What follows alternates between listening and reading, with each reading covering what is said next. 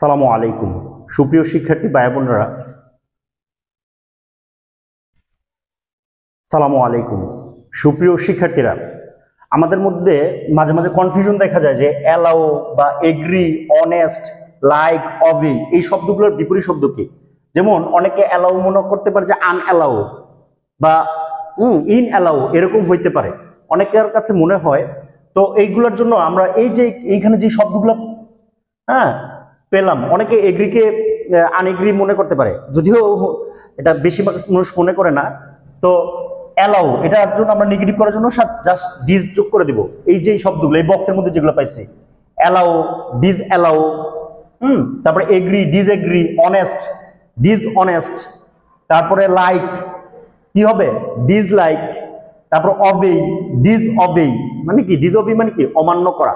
তাহলে এই যে অ্যালাউ, এগ্রি, অনেস্ট, লাইক, অবি এই শব্দগুলোর সাথে আমরা নেগেটিভ করতে হলে ডিস যোগ করলেই এটা নেগেটিভ হয়ে যাবে।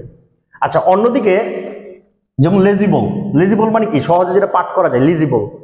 তারপরে লজিক্যাল, যৌক্তিক, লিটারেট, লিবারাল। তো লেজিবল, লজিক্যাল, লিটারেট, লিবারাল এই যে এই শব্দগুলোর সাথে আবার ডিস হয় না, লেজিবল এরকম না, আই হল। যেমন ইললেজিবল, ইললজিক্যাল, ইলিটারেট, ইললিবারাল। লিবারাল মানে কি যে উদার, তাকে বলা হয় লিবারাল। তাহলে আর ইললিবারাল মানে কি অনুদার, ঠিক আছে।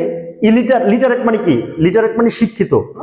তাই ইলিটারেট এটা কোন অর্থ প্রকাশ করবে, অশিক্ষিত অর্থ প্রকাশ করবে। লজিক্যাল তো আমরা জানি, লজিক মানে কি যুক্তি, যুক্তি দেওয়া, লজিক্যাল যৌক্তিক।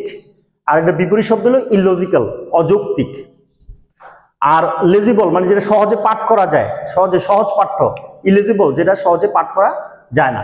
তাহলে আমরা এখন শিখলাম যে কোন শব্দগুলোর সাথে ডিস দিব আর কোন শব্দগুলোর সাথে আইএল দিব। যদি আরেকবার খেয়াল করি যে অ্যালাউ, এগ্রি, অনেস্ট, লাইক, অবি এই শব্দগুলোর সাথে আমরা ডিস দেই, আর লেজিবল, লজিক্যাল, লিটারেট, লিবারাল এই শব্দগুলোর সাথে আমরা আইএল দিয়ে থাকি।